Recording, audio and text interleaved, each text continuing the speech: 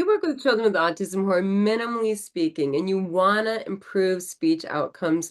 This is a can't miss episode. We are going to look at the look at sentence strip. And this is something that I use in my practice. It's been a total game changer. And I'm going to share with you 10 reasons why I encourage you to add the look at sentence strip in your practice as well. So when I tell you that I'm using the look at sentence strip, this is not the only form of augmentative communication that I'm using when I'm working with minimally speaking children. However, it is a very important part, and I'm going to share with you why, of the augmentative communication that we use. We have core boards we use with our kiddos. We have speech-generated robust devices that our kiddos all have. We have the PEC sentence strip that they use at snack time.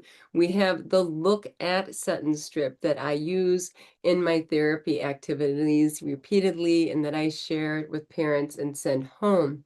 And this sentence strip, this look at sentence strip, has been a game changer in speech development. And I'm going to share with you why. So when I look at the look at sentence strip and why it's improved speech outcomes for children who are minimally speaking with autism, a lot of it has to do with looking at the speech delay as a motor speech disorder. Now, the reason I call it a motor speech disorder is because it's neurologically based.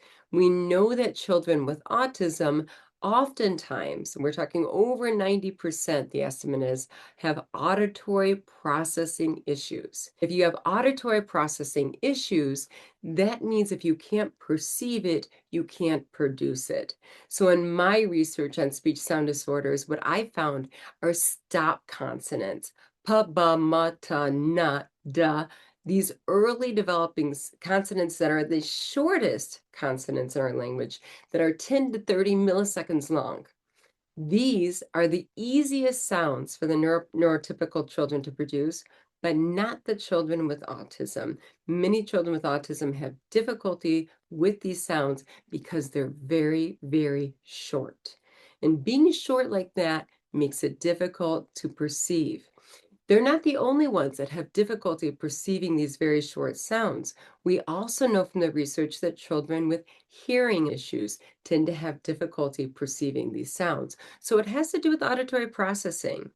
But beyond that, we also know that children with autism, overwhelmingly, we're talking over 80%, have motor delays generalized throughout the body. So what happens in the body tends to occur in the mouth. When we're thinking about that, we have to think about the motor delays in the mouth, the motor coordination issues. Once again, we're talking about neurological basis for the speech delay. We're talking about auditory perception issues. We're talking about motor issues that are associated with autism. In addition to that, there's also differences in the neurological connection between the prefrontal cortex, where we have our ideation. What is it we want to say? Now, of course, this is highly simplified because the brain works in a really complex, integrated manner.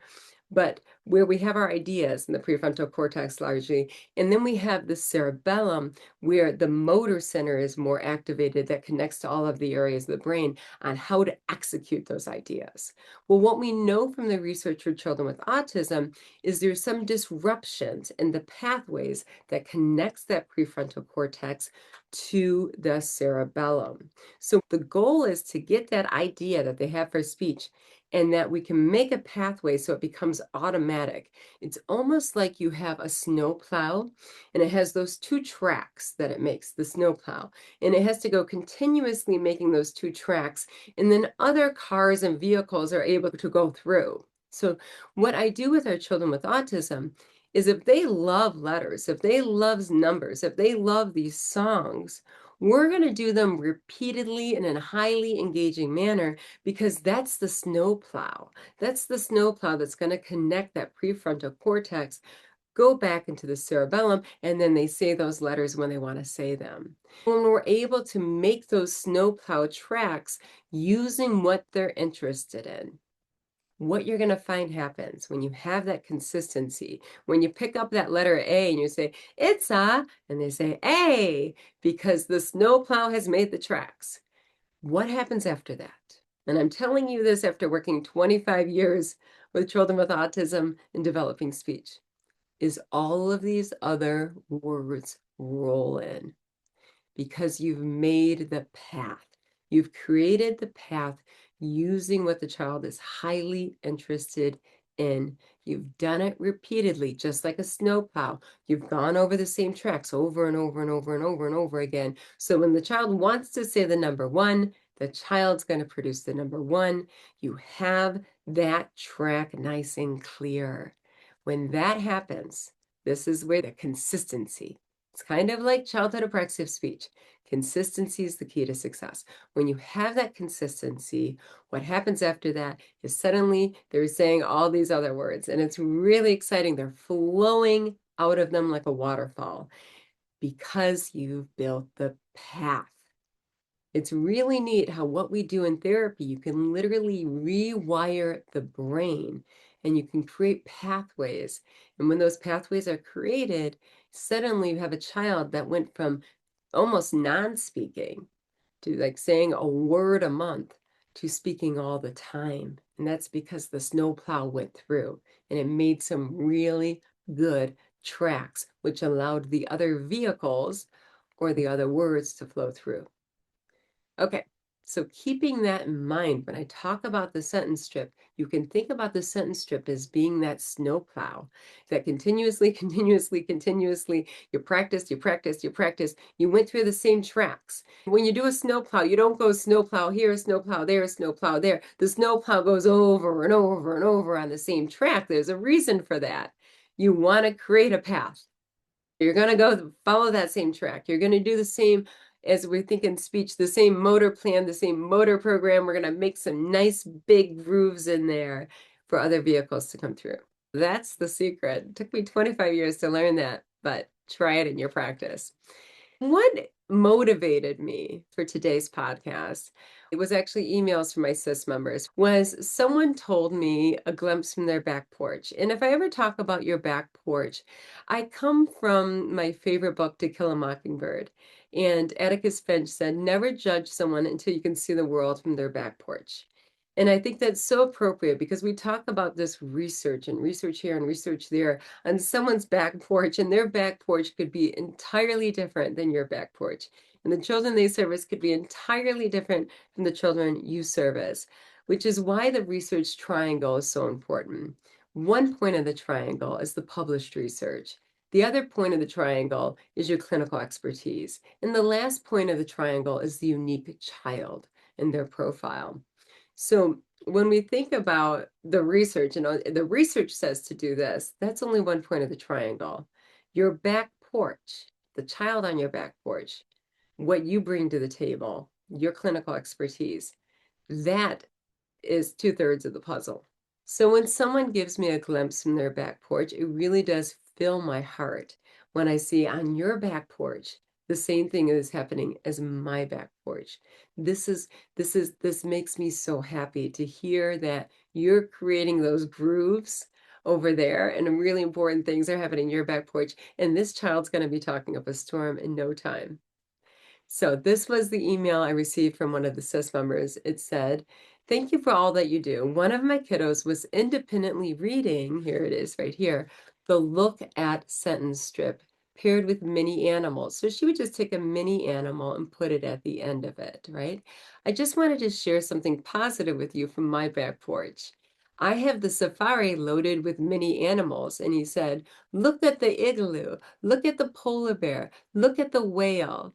Now, what's really special about that is that she's going to see this child because, as William LaBeouf said, language is such a container of thought. She's going to see that child pointing. Look at that car. She's building the tracks by using this sentence strip over and over and over and over again. Here's the snowplow. Look at, look at, look at, look at, look at. That child's going to say, look at, and he's going to point to the world around him. And that child's going to be pointing and saying, look at this and look at that and look at that. Now, when I first started out, I used an I want sentence strip That didn't happen with I want. The thought was not drawing someone's attention to something. It wasn't eliciting joint attention. It was wanting an object. It had nothing to do with a person. Well, the person was the instrument to get the object. But here you're calling someone's attention. Words are so powerful. When you change from I want to look at, you're going to see the children when they start talking, pointing and commenting at the environment around you and drawing your attention to things. They're not requesting the car. It's out the window. They're not requesting the trees. They're just pointing things out. They look at the pumpkin. Look at this. So it's pretty fantastic. And I love hearing that story. It filled my heart from this New York City back porch that the same thing's happening. She's building the snowplow with the look at. The polar bear's coming out, the igloo's coming out, the walrus is coming out, the whale's coming out. And that child's going to say, look at that car, look at that pumpkin. Just wait and see. She created a path. So it kind of gives me goosebumps. And this is why I'm here. This is why I'm doing what I'm doing. Because we're making the world a better place and we're doing it together. I appreciate you so much for being here with me. And I appreciate you doing your own magic on your back porch. And thank you so much to the CIS member for sharing this with me, because it filled my heart. And it's like, this is your why, Kelly. We're here for a reason. Now let's get to the 10 reasons why I use the look at sentence strip. Now let me explain how I use the look at sentence strip. We're using the device. I use the Lamp for Life device with many of my kiddos. We comment, we do everything with the device, and we'll say reading, we want to read. And then after that, I use a sticky book typically in my CIS membership. So I'm going to give the example, Old MacDonald Had a Farm, because everyone knows that. So I'll have the book or the song, Old MacDonald Had a Farm, E-I-E-I-O. And then we're going to go ahead and stick on the pig, right? So we're talking about reading the pig. We're talking about the farm animals on our device and everything. Afterwards, I put a pig sticker on there and they read it. Look at the pig. So then after that, we're going to have look at the cat, look at the dog, look at, do you see how we're doing that snowplow? Look at over and over and over and over again with all of the farm animals. They do their movement activity, they sing their song, they see it in print. It's a multimodal nature. We're acting it out. The first reason why the look at sentence strip works is that we're multimodal. So the child has their device, they have some speech, they have the ability to read. So we're using universal design for learning, which is beneficial not only for children with autism, but every single child in the classroom. So if you're doing a lesson in which you're in the classroom doing that type of service delivery model, everyone is benefiting from big Cocoa Puff font, look at, print and print referencing it. We're using multisensory approach to learning. This is just good practice. That's the first reason why the look at sentence strip is good. We're doing it multimodal. The second reason why it's great is we're incorporating DTTC. Now, you know that this summer I had the great pleasure of going to a 2-day workshop with Edith Strand, who is my hero when it comes to apraxia of speech because of dynamic temporal tactile cueing. And the reason I like DTTC so much is that it works with diverse groups of children. So if you look at my book, I have a whole chapter on autism speech. So you're going to see all of these video clips. And what we're using to help these children learn to speak is dynamic tactile temporal cueing. So what that means is we're speaking in this slowed, echoed speech with the child, and we're using gestures, using our hands and our limbs to show the child what our mouth and our tongue is doing. We are going 0 miles an hour. We are using a maximum level of prompting because many of our children have difficulty with proprioception. If they have to be touching their faces to get those lips together, if they have to be pushing their cheeks to get that chest sound together, we're going to take every tool in the toolbox and do it together. So for instance, when I'm cueing look at, I'll go la. Now notice how slowly I'm going. And think about what I told you before about auditory perception. I'm also making the speech very visual and very large using my hands, showing how we make the L sound. I have two L's with my fingers. La, in the husband. At. Now notice I'm lengthening out the vowels. This is known as parentheses. Parentheses, you're lengthening the vowels. When you lengthen the vowels, that helps the children perceive it because of the auditory perception difficulties. We can't produce what we can't perceive.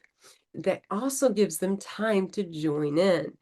I would really like you to check out my book if you don't have my book already and see the video clips of us working with children with autism who are not speaking and how we start and we get them speaking by using DTTC methodology. So DTTC is not just effective with children with autism. We showed that DTTC was highly effective with children with autism, with children with motor speech disorders, with children, when I'm saying motor speech disorders, I'm sorry, with dysarthria, with children with phonological processes, with children with articulation impairments. What we were showing is this strategy improves production for every child on your caseload that has a speech sound disorder. So DTTC is something that all children with speech sound disorders benefit from. The children with autism very much benefit from it because of their visual strengths and because you're speaking in a slowed manner in the initial stages and you're using a maximum level of cueing. So that is the second reason why the look at sentence strip is working. It's almost like using the core vocabulary approach with childhood apraxia of speech, where the goal is consistency.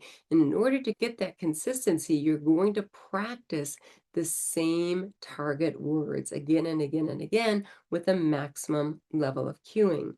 Remember, we're building that snowplow track.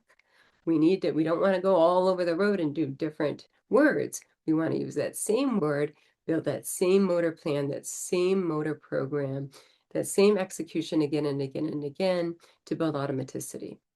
The third reason why the look at sentence strip is great is for joint attention. When you're saying look at, you're calling someone's attention to something that you're looking at, some shared attention. Joint attention is predictive of better outcomes at elementary age, joint attention at the toddler preschool level. So we always want to build their joint attention skills. These words are very powerful. It initiates joint attention with the communication partner. So hugely important. That's why look at is much more preferred over I want. Now, have I used I want in therapy? Yes, I have. I've used I want in therapy because I had a girl that I worked with recently and she loved food. And she would say, I want in her sentence strip in her classroom when she was requesting food. Because it was such a powerful motivator, I used the I want, I'm like, let's use those snow tracks. And I used it into therapy. Then after I built that nice snow track with I want, I switched over to look at, and look at came easily. Look at in the initial stages wasn't working. Like, why go and build a new snow track where you already have a snow track there? Go on, ride on that snow track, get her fluent in speech therapy. Then after that, we can switch to look at. Number 4, select motivating speech targets. Now, children with autism or children with ADD as well, we know that they learn much better if you're using what they're interested in. Now, what I do in my speech therapy approach is I use very sticky books. And I've been busy, but I wrote a grant for our school and I use these books in our SIS membership. These are books that are catchy and that you sing them, or they have a repetitive refrain, or they rhyme, and the kids really love them. They get all in on them. And these are the books that we use because they're highly motivating. So that matters a lot. People have asked me, Kelly, can you do more narrative type of books? And I've told them I don't use the narrative books because I find oftentimes they're not sticky enough. And we get our narratives and our elements of the story in the Google slideshows that we do. We hit that there.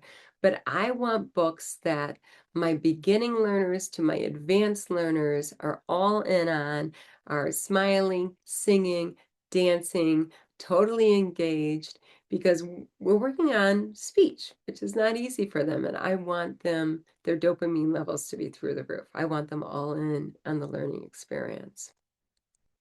As she was talking about when she wrote the email, my sis member, she was using her mini safari. I imagine the child she worked with loved animals. So you have the animals she's holding there.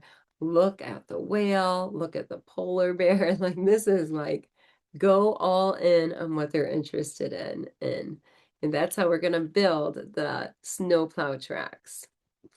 So now we're looking at number 5, frequent short practice. So what we know from the apraxia research, we're going to apply here in working with children with autism. And I've seen this also with the wonderful teacher I work with in my school, is we want that daily practice of those targets. For instance, many of our kiddos, the first things they can do is they can count, they can say the alphabet, they can say their colors, and they can say their shapes. Now, before you poo-poo that, that's what they're interested in. The research indicates that children with autism are 30% more likely at the preschool age to have an intense interest in letters. So we want to capitalize on that. We want to build those snow tracks. We want to know, knowing that interest matters so much more for children with autism. We're going to cap that. We're going to capitalize on that. So what happens is the wonderful teacher I work with, they say at group time the alphabet every single day. They count dots every single day. They review the colors every single day. They review the shapes every single day. That daily practice is building the tracks. I think of it like to mountain bike, and it's like you need to keep the trails groomed on a regular basis. If no one's been on the trail, it gets outgrown and things get rough and it's hard to traverse. You want to keep it groomed, and that's what that daily practice provides. So with this look at sentence strip, you want the parents to have the look at sentence strip. You want the teachers to have the look at sentence strip. You have the look at sentence strip. We're all giving them that daily frequency practice so we can have some really nice groomed trails in which the words can flow easily because there's a lot of practice across environments on a frequent basis. Number 6, get a high number of productions. So we know this is true with children with apraxia. They recommend 100 to 150 productions a session. Of course, as I mentioned before, if you're having the child with apraxia say paragraphs, that's a much more challenging target. You're not going to need to do a paragraph 100 times. That's going to be less. But nonetheless, it's a lot of production that's happening. So that is why when we're doing something like an activity with lots of pieces, and here she was talking about her safari kit and all of those animals, she probably had 20 different animals in that safari kit. Look at the polar bear, look at the giraffe, look at that. They're going all of these animals, they're getting that nice frequent output practice of reading the sentence strip. So with myself, I use a lot of songs and I used a lot of sticky books, as I mentioned before, like the most engaging books possible in my SIS membership and in my practice. And that is what is going to, once again, it's going to give them a high number of reps. So every time we rinse and repeat, okay, look at, now we're going back to the farm, now it's the dog, now it's the duck. Look at that, we're doing that sentence strip over and over and over again. Now, the next reason the sentence strip works so well is that number 7, we're providing access to the reinforcers to accelerate their learning. And as I've mentioned before, what we know from children with autism, if you use what they love, they're going to make the gains more quickly, and it's going to be more resistant to regression. It's going to generalize more likely. It's going to have more maintenance. So we want to capitalize on what they love. When I have a new student, I always find out What are their favorite songs? What are their favorite toys? What are their favorite activities? And I'm going to capitalize on that, especially when I'm building that relationship in the initial stages. Later on, I'm going to add variety, right? But in the beginning, I'm going to meet them where they are, and I'm going to be here I have my bubblegum machine right here. I'm going to be my bubblegum machine. And in that gun machine is going to be exactly what the child loves. That's what I'm going to fill it with. Number 8, capitalize on their strengths. So many children with autism, visual processing is their strength. And many of my kiddos have learned to read before they've learned to talk. So the visual strength we know with children with autism is letter recognition and print recognition tends to be, according to the research, it tends to be at the same level as the neurotypical peers. This is a strength of theirs. So the reading, we want to capitalize on their ability to read. So I make it a point in my SIS membership with every single material, every single sticker, if I can fit that word, that label of what it's called on there, realizing the auditory processing is a challenge, but visual processing is their strength. I'm going to capitalize on that. Let's capitalize on their visual processing. Put the words in print. There's simply no excuse for there not to be print on every visual you use. It's easy. It's easy because it's made on a computer. So the word should always be there. And not only should the word always be there, it should be there in the biggest Cocoa Puff standout print possible, boldest print possible. And of course, we also want to take that print and embed it with the pictures right alongside it. Number 9, plan for generalization and maintenance, which means we're going to have the sentence strip in the home environment. We're going to have the sentence strip in the classroom environment. So it's not something that they just see at speech therapy once or twice a week. And then number 10, when it comes to the look at sentence strip, the reason it's great is it's a sentence. We do not speak in singular words. Speech is a continuous motor act. It's not a discrete motor act. It's kind of like you don't take a golf club or a baseball bat and you don't like stop after a quarter of a swing. We speak in sentences. We speak in continuous utterances. So what we want to do is when we're working on speech, we want to work at the sentence level. So this encourages sentence formation. I know that oftentimes when we go into augmentative communication, I'm dealing with this myself right now with the Lamp for Life devices. It is kind of to make sentences, it gets a little bit fussy because you're going down 3 boards to get your word, and then you're going to come back and go 3 boards down to get the next word. So it can be this is very tangential, the process is, and it's hard to make it continuous to form a sentence. And this really complements these type of robust devices where you had to go 3 or 4 pages in to get a word, and then you're going to have to go 3 or 4 pages in to get the next word. And making a sentence is really a choppy kind of experience. When you have that coupled with the sentence strip as well, you get that fluency of speaking at the sentence level, as well as that experience of having a robust device with 10,000 or 6,000 words at your fingertips. So you get that depth, but you also get that fluency. It's really nice. I use the sentence strip in addition to the robust high-tech devices, but it's not like, oh, another thing you have to do. This is fussy. The kids love it. They love the sentence strip. They love reading. It's part of their routine, and it's not something you have to do. It's part of, like, you can think of it as a game. First we read the card, and after we read the card, we're going to read the book, and we get to sing, and we get to dance. That's just part of a game we play. We pick up the card, we flip it over, we see what we're supposed to do. It's something that I definitely would encourage you to try if you don't already. Add a look at sentence strip to your practice. And then send me an email from your back porch, because that just means the world to me to hear that a child somewhere in the world is pointing and saying, look at this and look at that. And it's a really exciting moment for me. Well, that said, I want you to do what you do best, which is to roll up your sleeves and make the world a better place, one child at a time. You are always going to be first.